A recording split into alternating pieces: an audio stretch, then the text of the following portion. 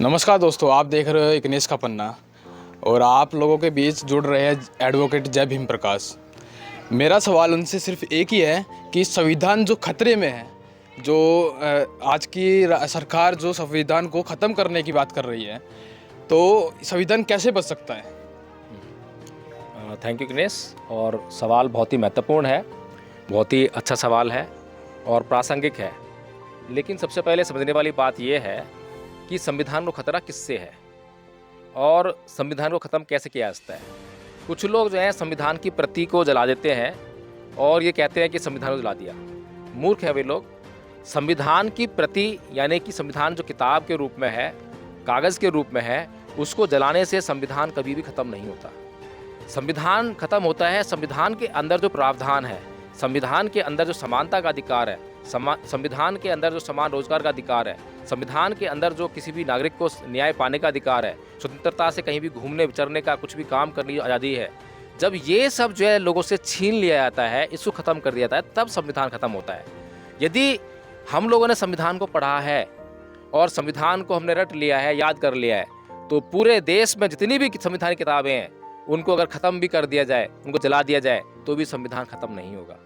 तब संविधान दोबारा से लिखा जा सकता है। तब संविधान दोबारा से, एक प्रति आप जलाते हो, हजारों प्रतियां, लाखों प्रतियां आप छाप सकते हो, लेकिन जो मौलिक बात है उसको कोई समझ नहीं पा रहा है।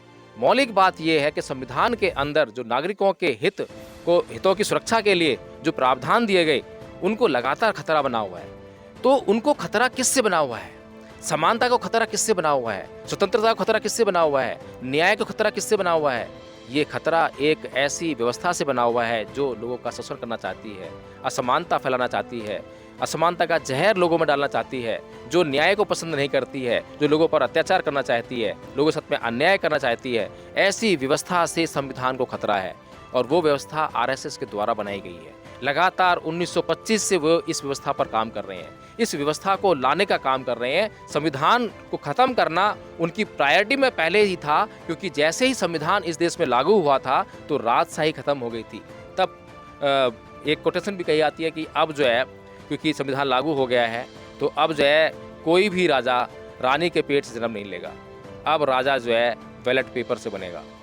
तो वो जो व्यवस्था थी वो इन हिंदू मानसिकता के लोगों को जो है पसंद नहीं आई, क्योंकि ये लोग जो है पूरे देश का कंट्रोल अपने हाथ में चाहते हैं। लेकिन जब बहुसंख्यक लोग, जब इनके समाज के ना हो, इनके जो हित को जो साधने वाले लोग हों, या इनके कहें कि समाज के ना हो, तो फिर ये उनके वोट के आधार पर सत्ता में कैसे आएंगे?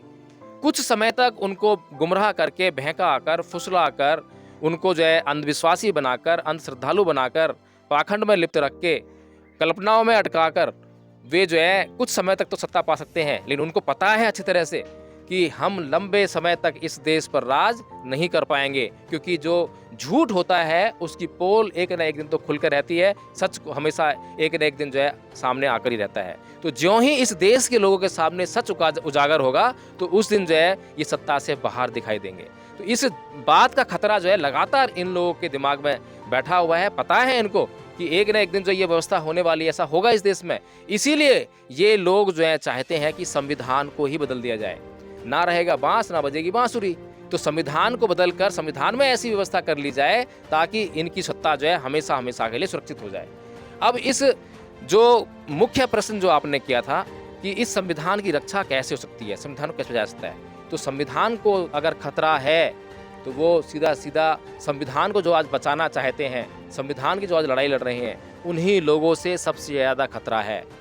अगर घर के ही भीतर घर की सुरक्षा करने वाले लोगों में से ही, अगर उन्हीं लोगों में से किसी से खतरा अगर पैदा हो जाए घर की सुरक्षा को, तो फिर घर की सुरक्षा नहीं हो सकती है।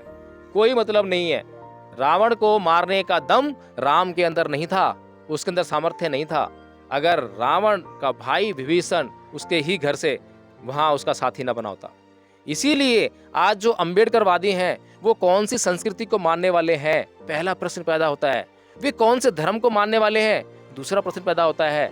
धर्म और संस्कृति की जड़ें इस देश के लोगों के दिमागों में समाई हुई हैं, और इस देश में जो सत्ता है वो धर्म के आधार पर ही चलती है, संस्कृति के आधार पर चलती है। यह हमने जो है पिछले कई चुनावों में देख रखा है। धर्म और जाति के आधार पर चलने वाला यह देश कभी भी मुद्दों की राजनीति नहीं कर सकता। हमेशा इसमें जो है धर्म और जाति के नाम पर ही राजनीति चलेगी। लेकिन एक तरफ वो संस्कृति है जो शोषण करना चाहती है, अत्याचार करना चाहती है, न्याय से उसका कोई सरोकार नहीं है। दूसरी तरफ परम पूज्य बाबा साहब डॉक्टर भीमराव अम्बेडकर के द्वारा दिखाई गई संस्कृति है समर संस्कृति, जो कि न्याय पर आधारित है, जो कि समानता पर आधारित है, जो कि हर किसी व्यक्ति के कल्याण में निहित होना चाहती है। तो इस देश के लोगों को ये तय करना है, विशेष तौर पर जिन लोगों के ऊपर संविधान की रक्षा का भार है, उन्हीं को समझना पड़ेगा कि परम पूज्य बाबा साहब डॉक्टर भीमराव अम्बेडकर ने जब 1935 में हिंदू धर्म को छोड़ दिया तो उन लोगों ने अब तक क्यों नहीं छोड़ा है? जब 1956 में बौद्ध धर्म को ग्रहण कर लिया तो आप लोगों ने क्यों नहीं करा भाई अभी तक? अगर बाबा साहब की आपको बात ही नहीं मानोगे आप जो है, तो संविधान रक्षा कैसे होगी? क्योंकि बाबा साहब तो अच्छी तरह से रिसर्च कर रहे हैं, उनसे बड़ा रिसर्चर कौन होगा? इतनी सारी PhD उन्होंने की हैं। आप लोगों ने किसी ने की हो तो आप उनको चैलेंज कर लीजिए।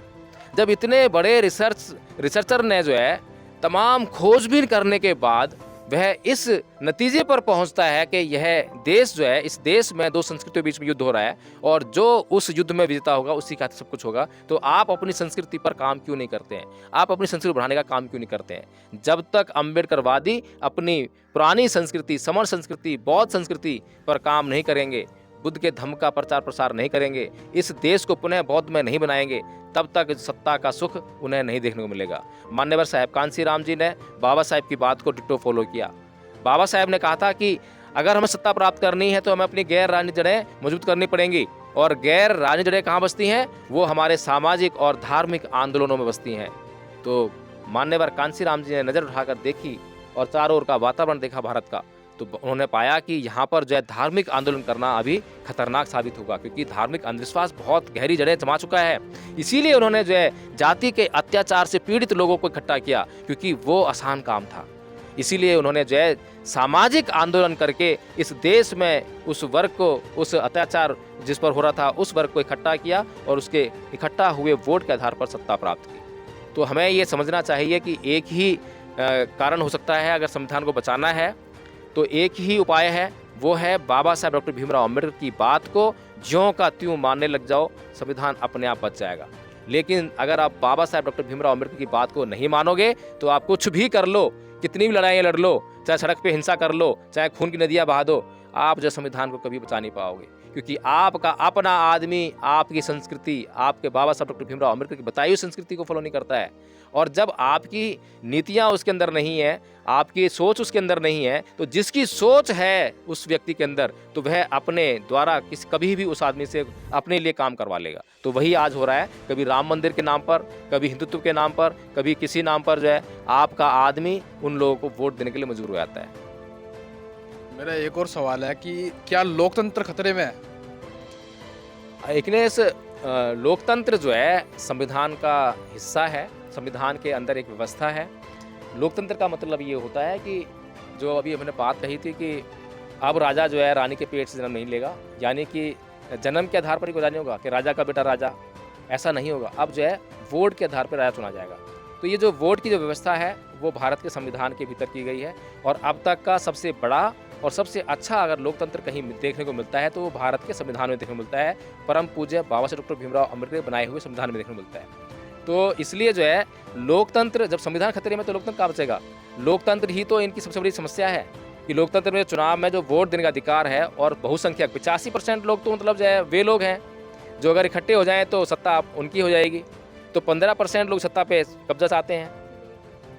इसीलिए ये लोग जो EVM लेकर आए हैं कि EVM के जरिए जो है चोरी करके वोटों की जो है ये सत्ता हासिल कर सकें। तो इनको पता है कि लोग जागरूक हो रहे हैं, लोग जो हैं अब सोशल मीडिया के माध्यम से लोग हर रोज़ देखते हैं, कभी बाबा साहब का धर्म परिवर्तन देखते हैं, कभी 22 प्रतिज्ञा देखते हैं, कभी हिंदू धर्म की बुराइयां देखते हैं, कभी हिंदुओं के द्वारा जो है मंदिर और मस्जिदों पर कब्जा देखते हैं दूसरे लोगों के जो है। तो ये लगातार चीज़ें बढ़ रही हैं और साइंटिफिक टेम्परामेंट जो लोगों में बढ़ रहा है, तो इसलिए जो है एक ना एक दिन तो आएगा जब इनको थ्रेट होगी। तो इसी का ये इंतजाम कर रहे हैं, इसीलिए संविधान खतरे में है, इसी लोकतंत्र भी खतरे में है। सर आपका बहुत बहुत धन्यवाद, आपने इतनी महत्वपूर्ण जानकारी दी। और मैं लोगों को बोलना चाहूँगा कि संविधान सच में खतरे में है और आप लोगों का साथ बहुत ज़रूरी है।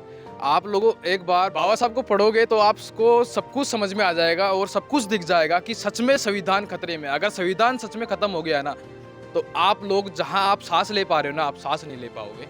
तो ऐसे ही वीडियो को देखते रहिए और बाबा साहब को पढ़ते रहिए। लाइक कमेंट शेयर ज़रूर कीजिएगा। जय भीम, जय भारत।